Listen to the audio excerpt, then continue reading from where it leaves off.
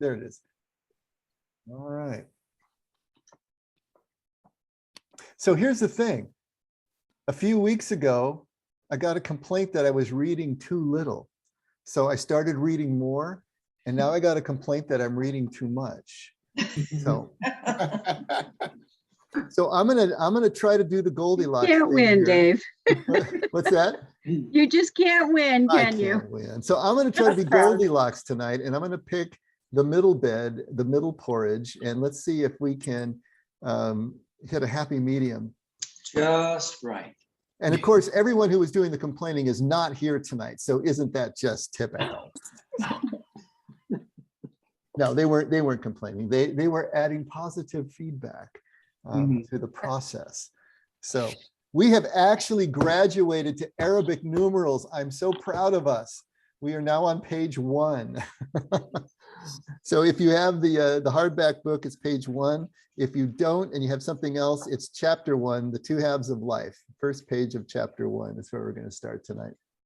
Did anyone have anything that they wanted to talk about from last week? I know Ellen said she did, but Ellen no here.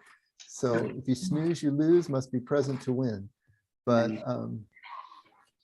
anyone else have anything that they wanted to get off their chest before we dive into some new material? And the silence is deafening. Okay, that's my green light. So let's dive in. We're only going to read. This is all about 2.5 pages, and then we're going to stop and discuss a little bit. And if we have time, we'll have another bite of 3 pages and see how things go.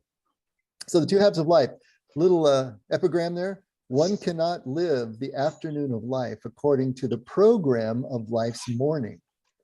For what was great in the morning will be of little importance in the evening, and what in the morning was true will at evening have become a lie. Carl Jung, pretty cool statement there. As I begin to say in the introduction, the task of the first half of life is to create a proper container for one's life and answer the first essential questions. What makes me significant? How can I support myself? And who will go with me? The task of the second half of life is, quite simply, to find the actual contents that this container was meant to hold and deliver. As Mary Oliver puts it, what is it you plan to do with your one wild and precious life? In other words, the container is not an end in itself, but exists for the sake of your deeper and fullest life, which you largely do not know about yourself. Far too many people just keep doing repair work on the container itself and never throw their nets into the deep to bring in the huge catch that awaits them. Problematically, the first task invests so much of our blood, sweat, eggs, and sperm, tears, and years that we often cannot imagine there is a second task, or that anything more could be expected of us. The old wineskins are good enough, we say, even though according to Jesus, they often cannot hold the new wine. According to him, if we do not get some new wineskins, the wine and the wineskin will both be lost. The second half of life can hold some new wine because by then there should be some strong wineskins, some tested ways of holding our lives together.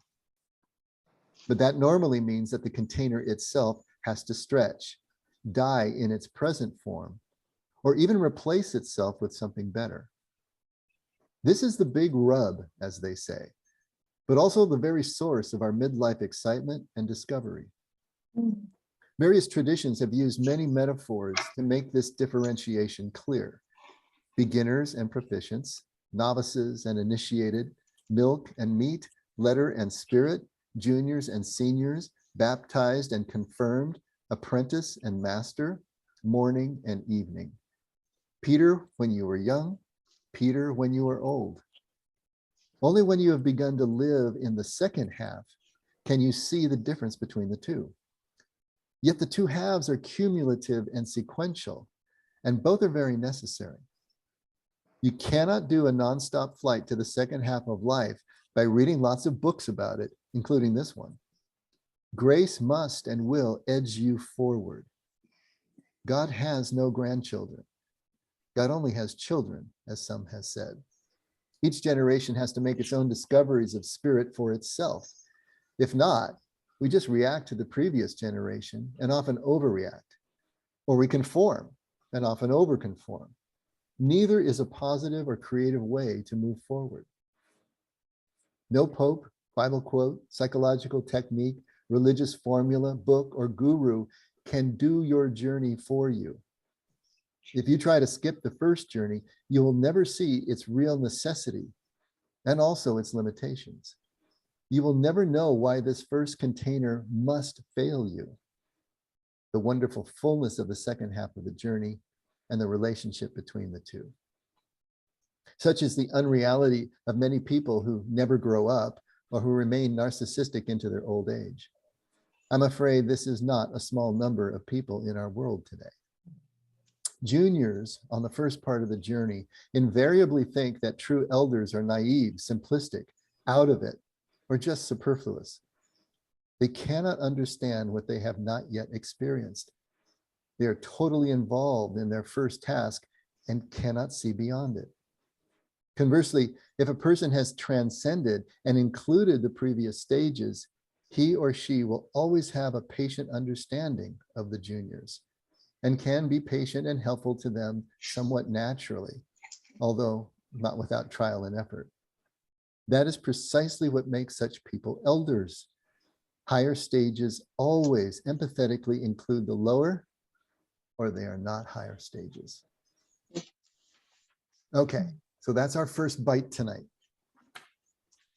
Hopefully, and this is something that would be good to do is as we're reading through, if you pre-read, use a highlighter, mark things up, sections that strike you one way or another, or that you want to discuss further, or even as we're reading through together, do the same thing.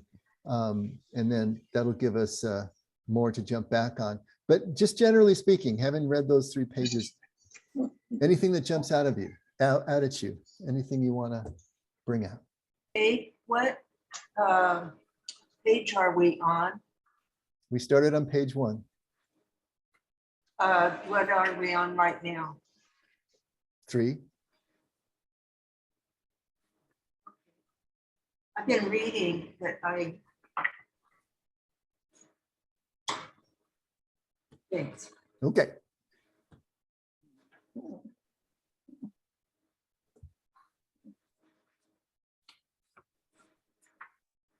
Dave, Yes. on that last sentence, higher stages always emphatically include the lower, or they are not higher stages. In real living terms, what's an example of that? What's an example of someone who is including the lower stages with the higher and someone who is not? Well, the word is empathetically, and that may change things a little bit. Higher stages always empathetically include the lower, or they're not higher stages. That doesn't necessarily mean that they retain the attributes of the lower stages, but they understand them. Got it. Got it. And they can Thank you. empathize with them, and they can have patience with them. In other words, they don't become enemies of the lower stages, the way that the lower stages make enemies of higher stages. So they don't turn into old ladies that cluck. Wait, say that again. You broke up. Cluck at They this. might. All right. Yeah, what that line made me think of was this idea that we have our egos that are formed fairly early and are crystallized through this, probably the first half of life, I suppose. But we don't get rid of the ego in the second half of life. We kind of just not let the ego run the show, but it's more of like I'm making friends with your ego and your weaknesses. You know what I mean? And not making the ego your servant rather than your master. That's a crucial point, William. Glad you brought it up. Absolutely crucial. We can't live without our ego as human beings. Oh, we're not human beings anymore. We need the ego. But just like William said, in the second half of life, we don't let the tail wag the dog anymore, right? Now the ego becomes the tool that it is to interface with the rest of the world and other people around us, and to be able to plan and do the things that we need to do to live life on the physical plane. But we realize that there is a deeper self as well, and we get a balance between the two. That's I'm glad you brought that up, because that's critical, William. Mm. And typically what we're going to do is we're going to think dualistically, right? Because that's what we do as human beings. And so it's going to be either or, first or second half of life, as if one supersedes the other and one is better than the other. That's not the case at all. You know, both first and second half are absolutely essential. And he's going to make the point later on that if we don't do the first half correctly, we're never going to get to the second half. We need to develop a good container. We need to develop a healthy, balanced ego. Otherwise, we got nothing to work with as we try to move in. We got nothing to give up, right? We got nothing to work with in order to move into the second half. So it's both are good, both are essential, but they need to be in balance. And early in life, we have to have the energy to be able to establish the foundations and the platform of the first half. But by midlife, we're supposed to be realizing that there is more than just that. And now we can start to create the balance, but we need both. So rather than, again, thinking either or, it's both and. We're trying to get away from that dualistic kind of thought that separates things and judges them and makes decisions in these contradictory paradoxes, whereas we want to stay in that liminal space in the middle and push on through. Mhm. Nice. I like that. Oh, sorry. Go ahead. No, William, you go first, then I'll go. Okay, William, then Beth. I just like the line, God has no grandchildren. Yeah, God only has children. Is that the first time you guys are hearing that line? For Yeah. someone? Yeah, it's a great line, huh? Well, there. what does it mean? All right, William, you brought it up, buddy. What does it mean? Well, what it said to me is that, you know, we're all stepping into this thing for the first time. You know, we're all doing, like every generation, in fact, all of us at every moment, we're kind of discovering the thing for the first time, like in the moment, you know, and you don't get to carry too much of your knowledge, you know. And I like the analogy he said earlier about the truth in the morning is not the truth in the evening, Mhm. you know, and just recognizing that as you progress through life from moment to moment, your needs might shift, your perspective might shift, your understanding might shift, you know, your truth might shift, you know. So It's always been fascinating to me how it's let's say, if you have children and you want to impart your wisdom to them, they never listen, right? Never. They have to make the same mistakes over and over every generation. But this suggests that it's okay. yeah, and that's what I love about it. It's fine. It's perfectly fine. Yeah, Jerry, is that answering the question for you? Oh, yeah, you're still there. You're muted, dear. Sorry. Yeah, I'm still here. So, yeah, each generation has to make its own discoveries of spirit for itself. That part makes sense. Mhm. I The think line right after it. I think the other thing too is it means that none of us are ever removed from God by a generation or by anything. You know, we are direct descendants of God. And if we are going to connect with God, we need to do it ourselves. We can't do it through anyone else. We can't do it through the generation before us. Our relationship with God is never bestowed by anybody else. It has to be first person. It has to be something that is directly experienced. We are all directly children of God, or we don't know that we are. But nothing is ever bestowed. There's no middleman, in other words. There can't be. You know, Okay. not a parent, not a pastor, nothing. It's us and God. You know? Mhm. So, That makes sense. okay. That Yeah. makes sense.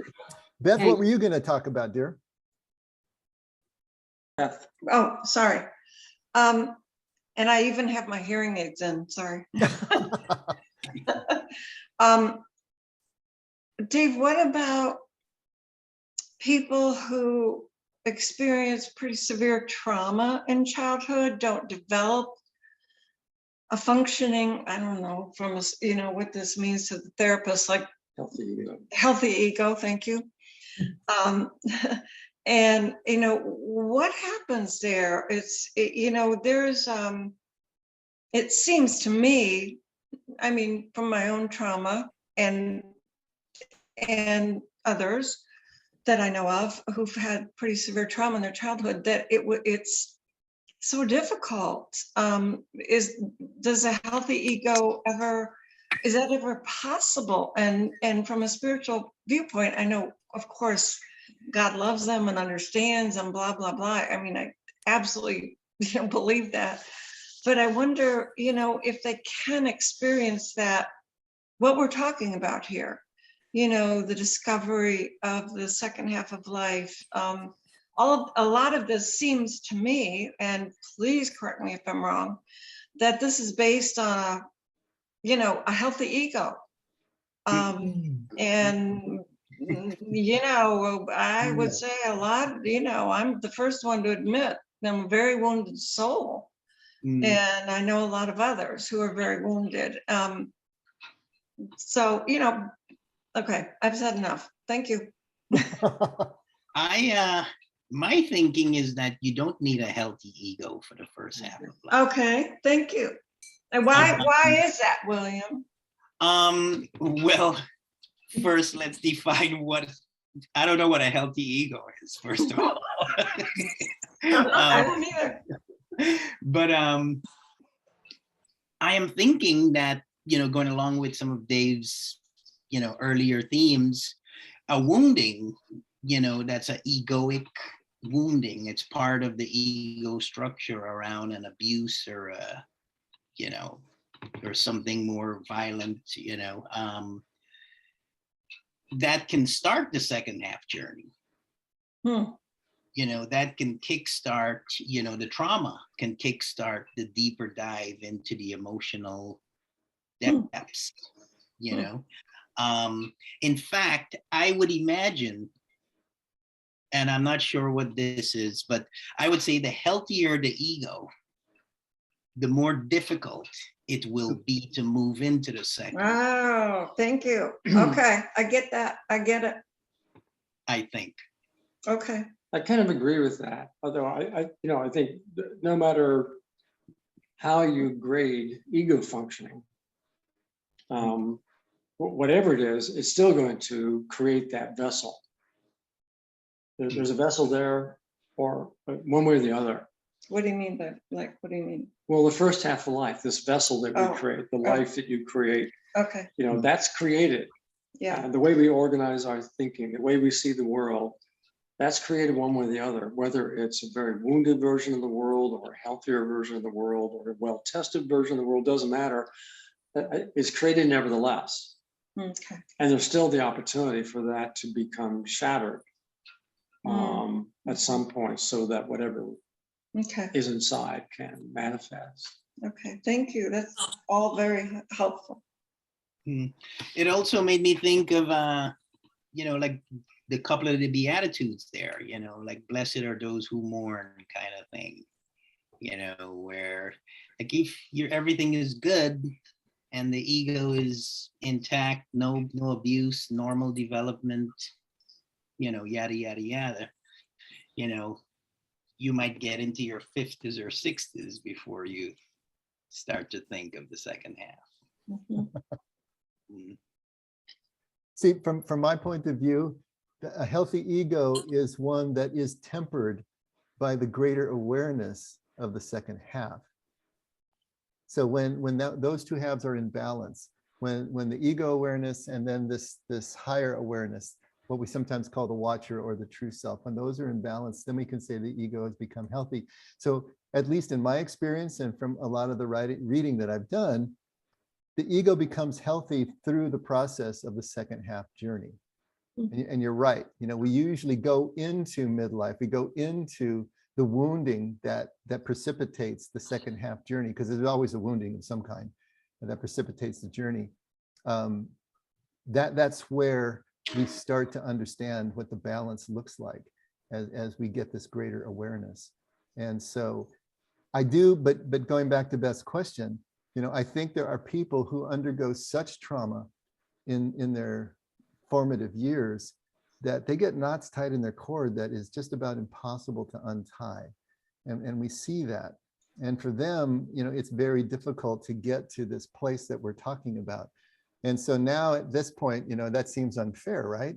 They didn't ask for this to happen. So this is where we have to just go back to relying on God's love and grace and say, somehow this all works out. We don't know how, we don't necessarily see it in our physical lives, but somehow this all has to work out and make sense and be fair and just and all those things, even though, because it doesn't seem like it is in this life.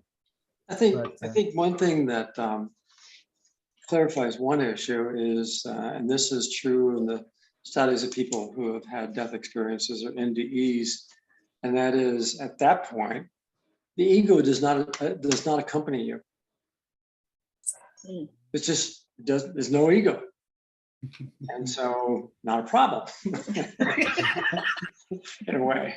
And the other thing that occurs to me on the opposite end is I've worked with so many, especially men, wealthy men who have retired, who are so well established financially, but they, I can't remember the exact quote in here, but they're spending, their 60s, their 70s, their 80s, patching up the old ego structure, patching up the old vessel, and resisting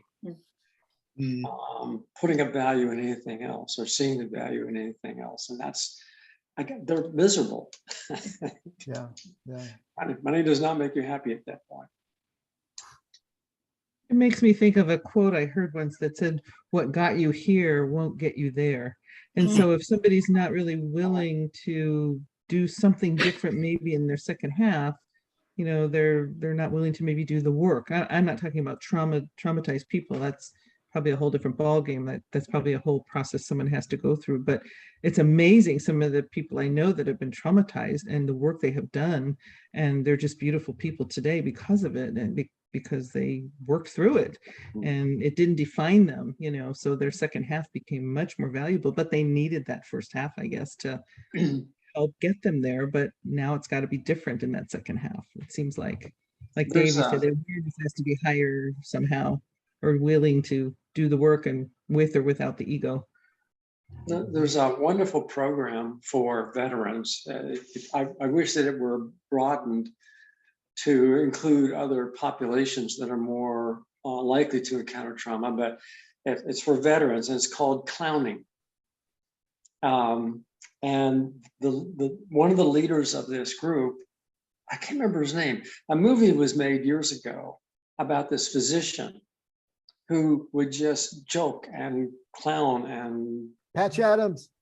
yes, Patch Adams. Patch Adams, yes. Still alive, still clowning, still Yes. doing it. And Patch Adams is part of this group, and wounded veterans get together as a group. They dress up like clowns, and they go to locations and they bring joy to people. And in the process of bringing joy and laughter to other people, there's a healing that takes place. Probably because they see themselves different. They experience themselves differently, not as a liability or danger to other people, but rather as a healing force. I just watched a video on this from sent by an old childhood friend of mine, and it's just a delightful program. But what occurred to me is it provided these mostly men with a template for that second half of life. When they're struggling still with the destruction of that first half of life, it provides them with a way, with a manner, with some way to actually experience some element of that second half of life, the meaning of relationships, the meaning of connectedness. Anyway, I just wanted to share that because I think it kind of relates to what we're talking about. Yeah, great stuff. I love that. It reminded me of Francis of Assisi, who called himself God's clown, and would act in those kind of bizarre, as we would see, bizarre ways. But to him, it made perfect sense, right? Just like to Patch Adams. Brady, I think that you really struck a bell when you said a template. A template in life, even if one had great parents who had a structure for children to be raised in and to be able to make choices and things of that nature. I wish I could say it was common. I don't think that it is. And perhaps it were at another time, but it certainly is. I'm not seeing much of it around me. And I'm not even, I'm not seeing it in the church. And so, there's moments, first half or second half, we're going along thinking we've got, a handle of this thing. And then we just start banging around, until you land somewhere. God willing, we land on our feet, but that doesn't always happen. And then the trauma can happen and things of that nature. I find it so valuable, the kinds of conversations that we have, whether it be to have a tribe, a people to be able to express, our hearts in these very deep issues of life's path. And like you were saying, Kathy, I mean, this is work. The amount of aha moments that come up during the conversations and kind of put those free radicals together. Oh, okay, well that's working. And then I just go back to our practice of contemplation and how powerful the silence is. Not just to not have anything on electronically, but to be able to quiet the voices in our head. Yes. I personally have gained some of my greatest moments of Thanksgiving just being because of the contemplative practice. And I don't know, I'm going off on a rabbit trail, but I wanted to say template. Geez. I resonate with that. I was bitter in my adolescence and early adulthood and 20s because I felt I had not been prepared. I felt like no one was there to really teach me, prepare me. And it wasn't until my 40s and 50s that I realized all along I'd been being prepared. And I think that, and a lot of those important lessons came from failures, Right. came from difficulties, came from losses. When I remember sitting with my family when I was diagnosed with the leiomyosarcoma, and I had a wonderful sense of, I don't know, I was okay, just okay. And I remember saying to my family, I don't know how, but I feel like I'm prepared for this. Yeah. I just felt that way. No, granted, I'm 61, but at least I got to say I was prepared. At least once in my life. Prepared for your 60s, huh, Brady? Yeah. Welcome aboard.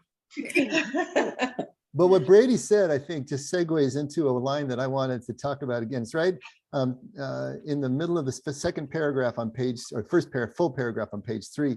But he says, if you try to skip the first journey, you will never see its real necessity and also its limitations. And here's the one: you will never know why this first container must fail you. It must fail you. And that's kind of where Brady was going. But it also was connecting with me when Brady said that he knows many of these older men that he's working with who are trying to patch up the first half of life container.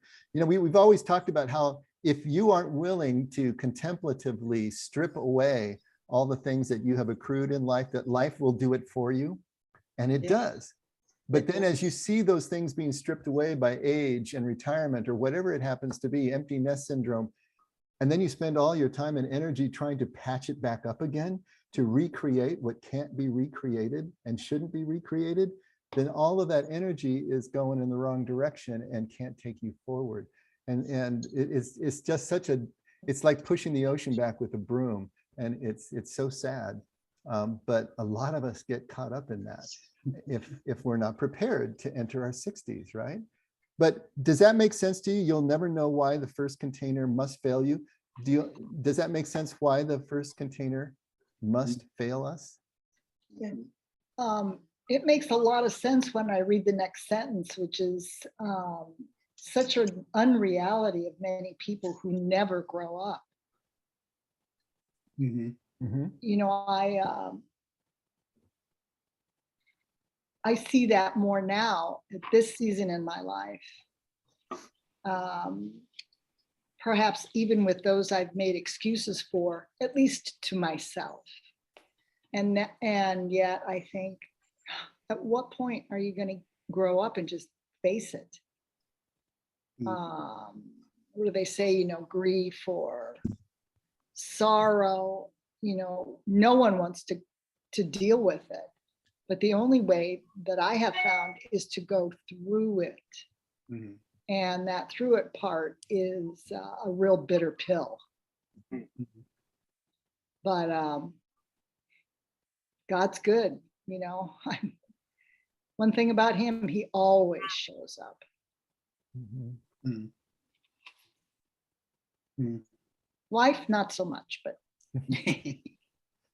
I was thinking that this line also harkens back to what William was talking about, whereas you're really at a disadvantage if your ego is too, he used the word healthy in the first half of life.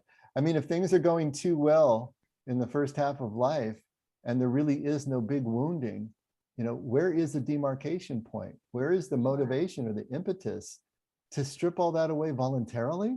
Really? Why would we do that? It's paying the bills. It's giving me fame and fortune and you know, esteem, and you know, and so that is, it must fail us. Now it will eventually, but it would be so much better if we can, you know, consciously and intentionally start stripping it away, rather than let life catastrophically pull it away. But at some point, it does need to fail. Otherwise, yeah, we don't graduate. I had a client once who was entering palliative care. Very bright guy, very wise. And we were reflecting on a couple of things. But at one point he said something I'll always remember. He said, how tragic the life of a man who doesn't lose his life before he dies. wow. And it's just like, wow. He got it.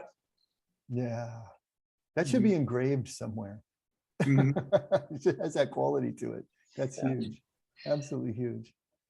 I love the line you had earlier, Brady. The ego doesn't go with you. You know, when you have that death experience, for some Right. reason that resonates nicely with me. And I think this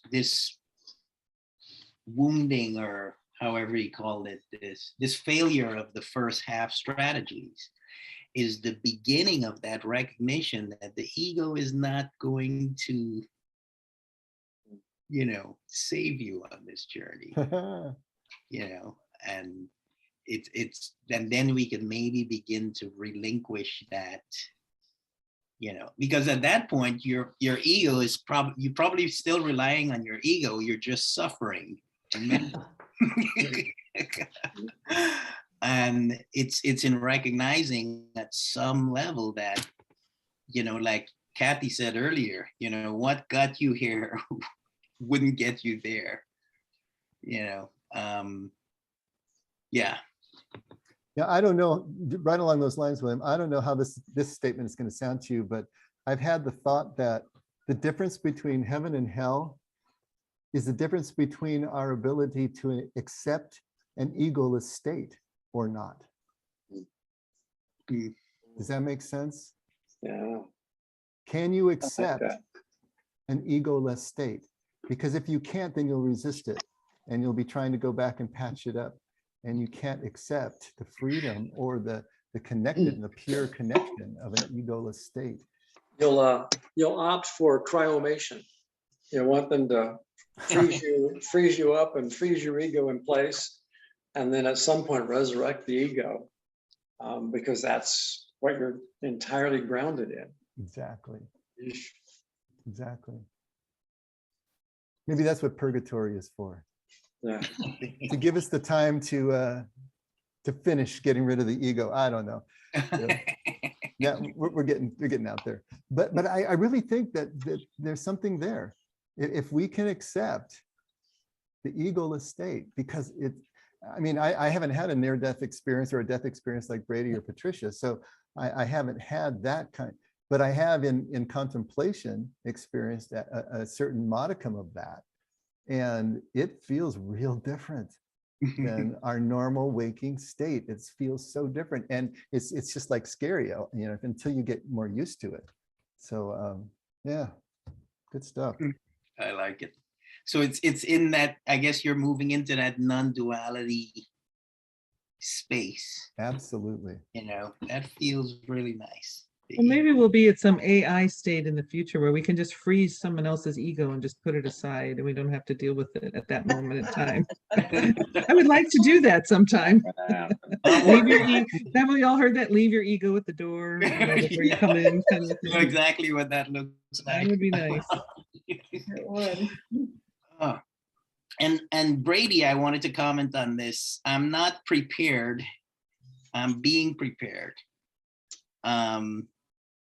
That is beautiful. That is beautiful. I have an anxious client that needs to hear that. You know, I'm going to share that with her tomorrow. That was beautiful. Right. And it's that switch from, you know, frantically worrying, my ego is worried about the outcome, to humbling yourself and recognizing that there is medicine to be taken here. It's being offered to you. And yeah, I saw a great meme recently. It was just 2-window cartoon. And in the first one, there was a young woman who clearly was asleep in her bed, and everything was kind of darkened. And in the next window, the light is on. She's up. She kind of looks wide awake, and the bubble above her head says, "Oh my gosh, where's my birth certificate?" I don't get it. Well, it's what the mind does. In order to get your attention, it'll present you with some unsolvable problem. And now it's that's worrying. Oh, I don't get me. That's what worrying is. I love how Beth can just question him directly. You don't have to go through the technology or anything. It's just like, We had that very open and Oh, honest kind yeah. of relationship. Oh, yeah. back on page 1, there's also another line. First of all, I've always loved the Mary Oliver quote, "What is it you plan to do with your one wild and precious life?" That's always been such an amazing quote. But then he says, in other words, the container is not an end in itself, but exists for the sake of your deeper and fullest life, which you largely don't know about. Far too many people just keep doing repair work on the container itself. That's just what we were talking about, and never throw their nets into the deep to bring out the huge catch that awaits them. And it's like, again, being asleep in the matrix. It's like, you know, sleepwalking through your waking state, to think that this container, what the task that we do and all this stuff, is the end in itself, is the final meaning and purpose of life and identity. As long as you believe that, you're in a prison without bars. You're in a prison that you don't even know you need to escape from, because it is your whole reality. You're inside the black hole, nothing escapes. But then that's the wounding that finally breaks a little crack, where you can see another there, or the necessity of another there, that then moves you into a deeper awareness, higher awareness that allows you to then see the container for what it is. It's kind of like Dorothy looking behind the curtain and seeing the little man at the controls. And suddenly you can't unsee that. Suddenly this new reality is opened.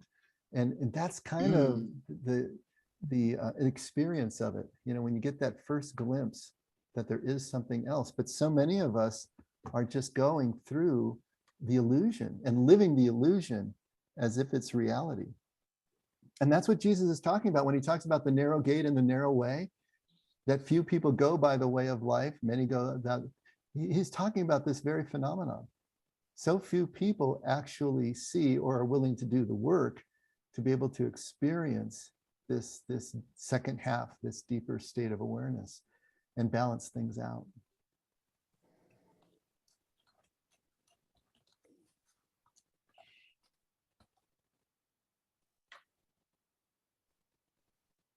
A lot of stuff here. Anything else? We don't have a whole lot of time left, but anything else on these pages? Maybe we could read a little bit more. What do you want to do? Read a little bit more. Okay. So we're at the bottom of page 3. I'm not going to do the whole bite that I had planned because that's way too much.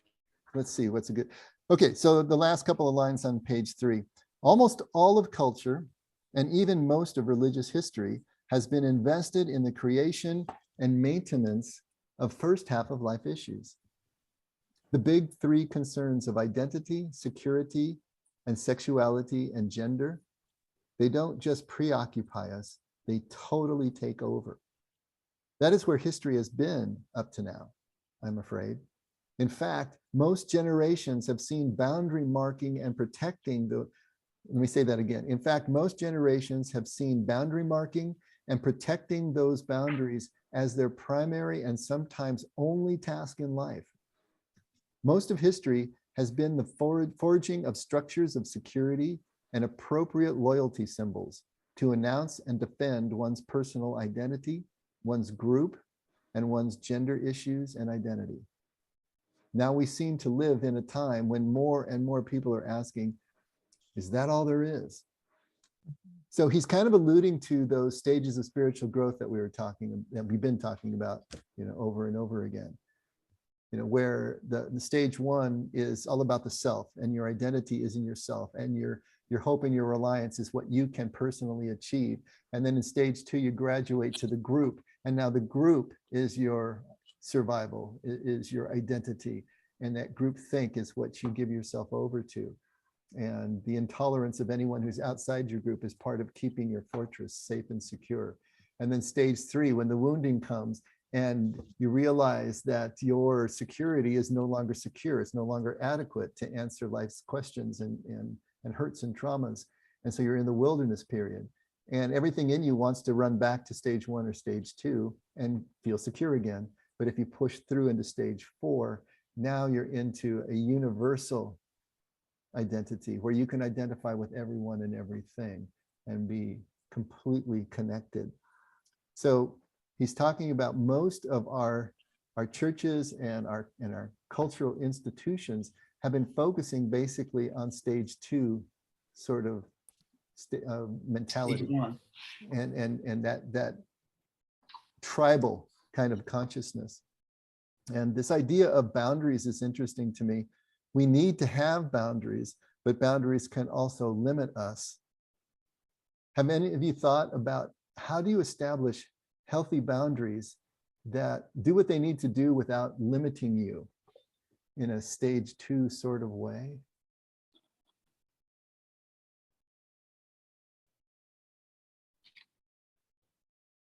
He's saying most generations have seen boundary marking and protecting those boundaries as their primary and sometimes only task.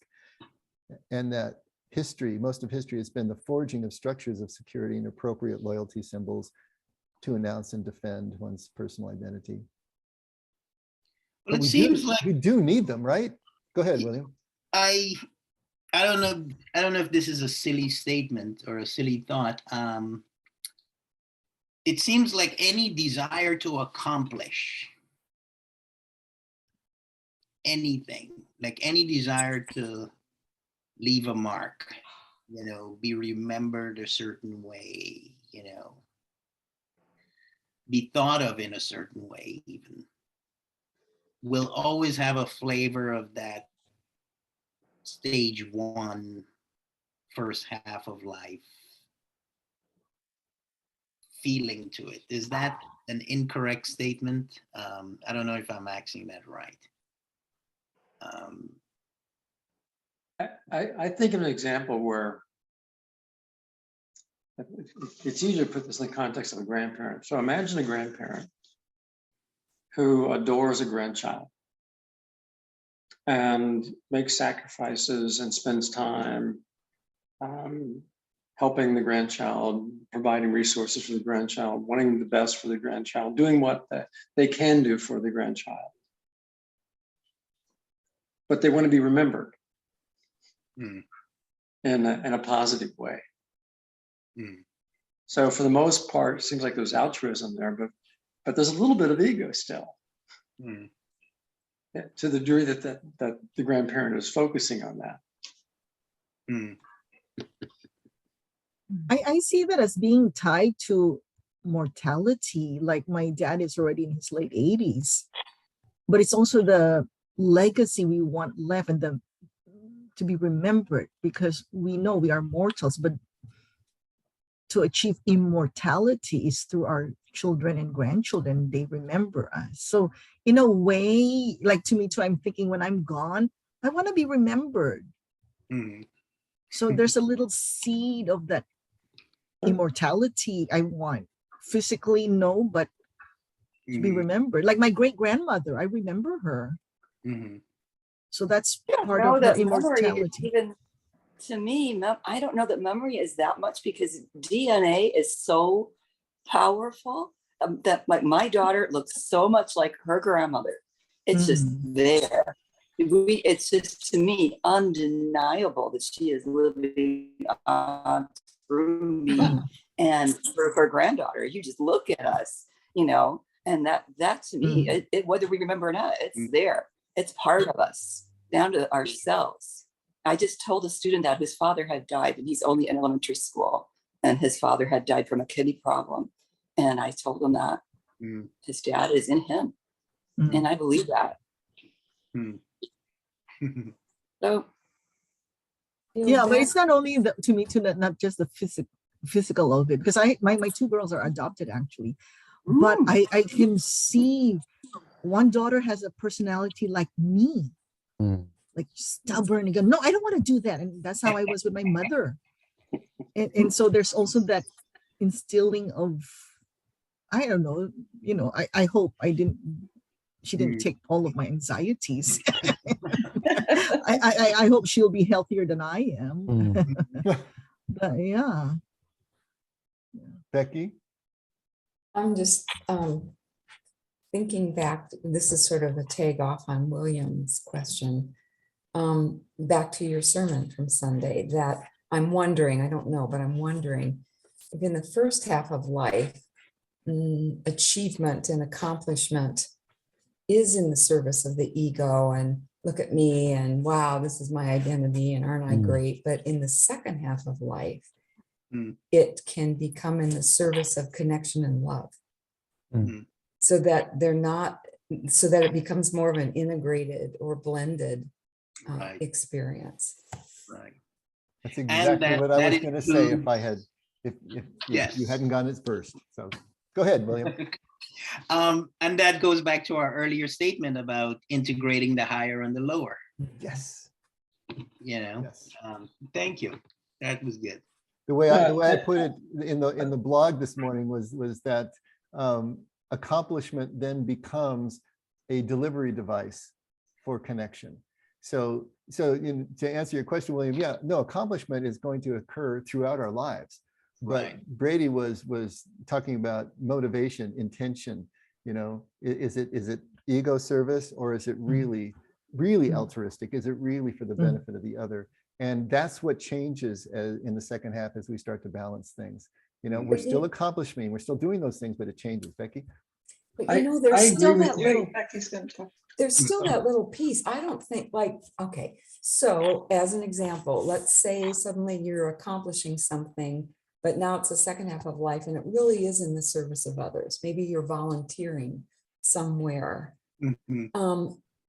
And there's this connection and someone is touched by your service or whatever you're giving. And that then touches you because it's about love and connection. And so won't there always be a bit of energetically something that comes back, Right. but that doesn't necessarily make it wrong or bad or. No, not at all. I mean, there's that old thing about giving the gift. You're not doing that.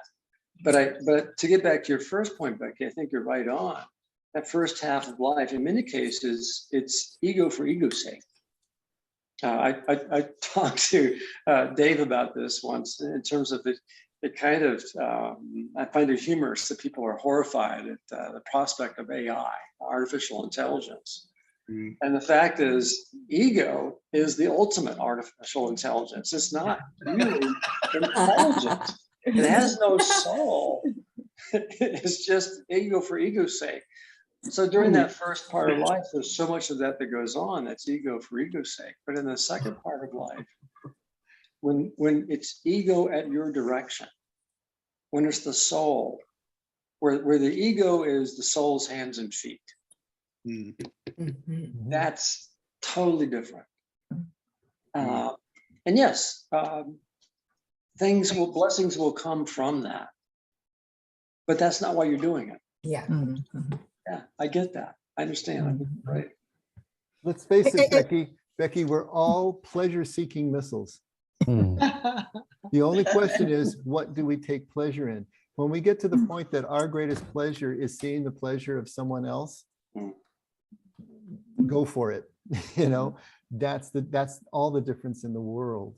And so it may look from the outside in that we're doing the same things we always have, but internally, you know the difference, and it changes everything.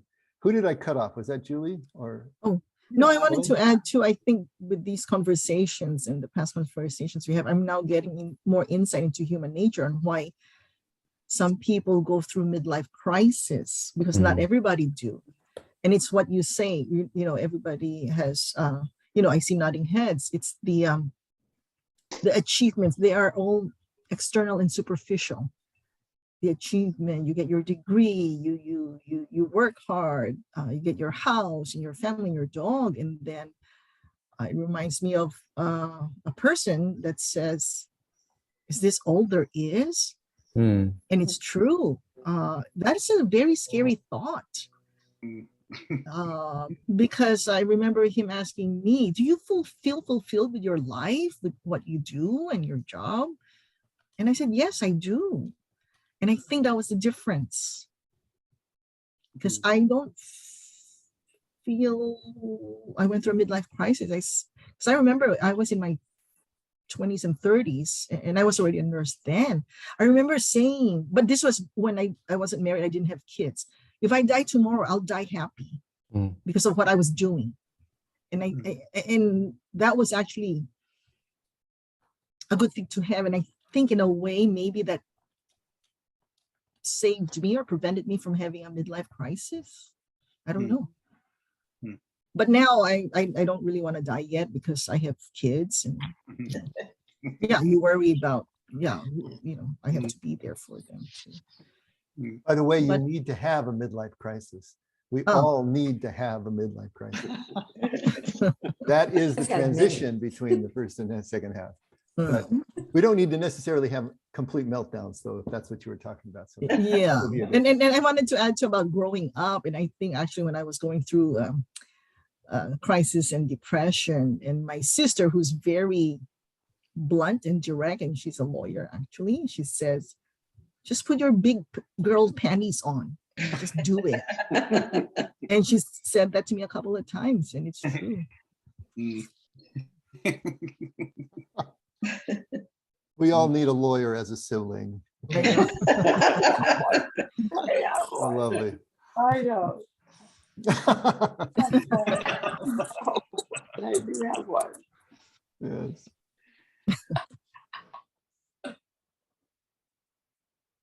Well, I think we're winding down just at the right moment. We're getting to time here. But once again, this is about retooling our basic assumptions. You know, our basic assumptions is that the wounding or the failure of the container is a bad thing that must be avoided. There's something wrong if the container is failing, if our platform is failing. And we pray to God to protect us from that and to take it away.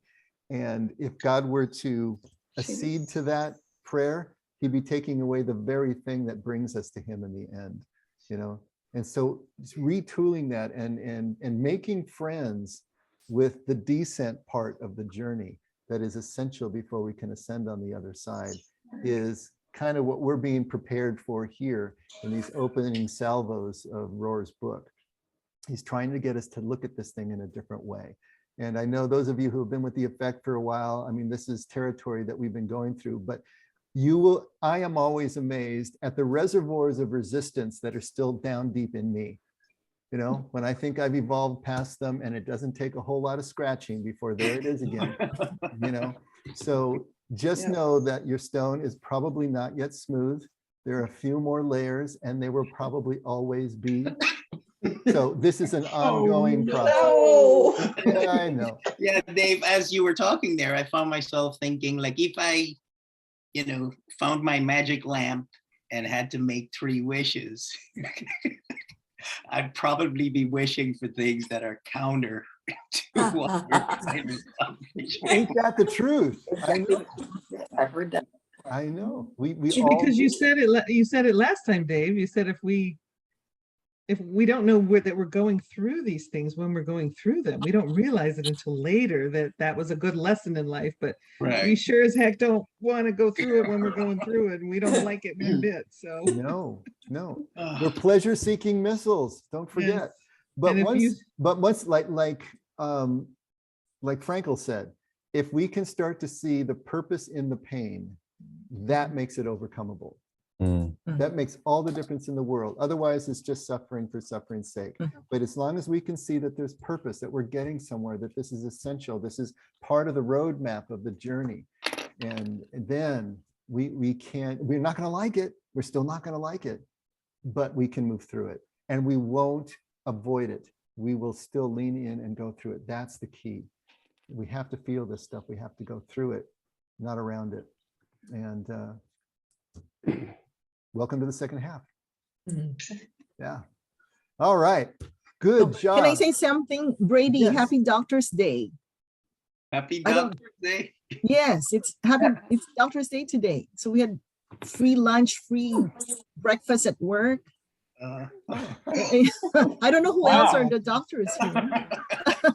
Well, then William and Brady and Becky and Beth. Becky and There we go. Okay. Who else? Anybody else? Oh, and Vaughn. I think bunch of Vaughn. DRs Retired, but okay. here. Happy doctors. Yeah, all of you. Happy Doctor's Day.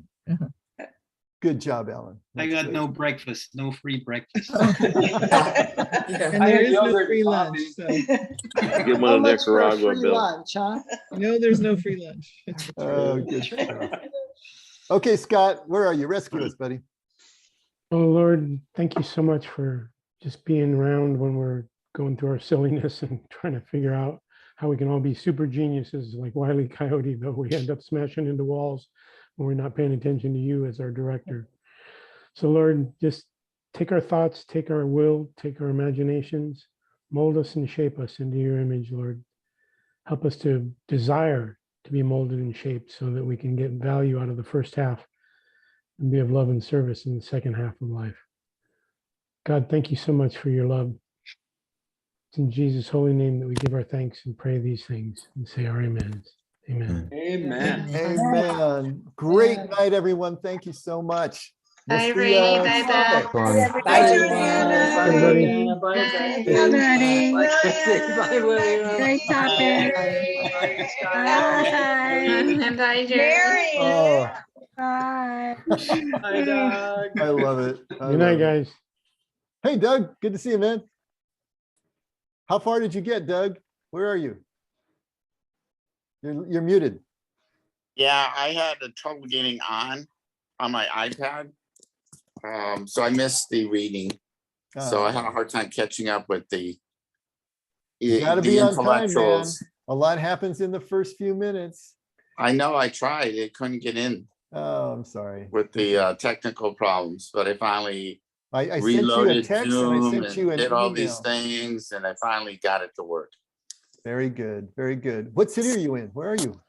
We are in Queens Creek, which is about 30 minutes from Phoenix. Very or cool. 20 minutes from I Phoenix. see your desert background, so it's very appropriate. Yes, yes. No, it was good. I missed the reading, but I was trying to follow the conversation. So Cool. sort of got it. Very cool. Hi, Cindy. Hi, Dave. Hey, Cindy. Very quickly. Good to see you, dear. Good to see you. You guys have fun over there in the. Thank you. Yeah, we saw Ryan already, and now Oh, we're gonna very go to good. Sedona. Very cool. Very cool. Well, you look like you're all in, buddy. Get some rest. Yeah, we're all good. All right. See us maybe Sunday. Maybe you'll see us Sunday. Maybe. Maybe. We'll see. Okay. All right. All right. Bye, we fly Jordan. back Bye, Linda. Bye. See you guys. Bye, Linda. Bye, Dave. Bye.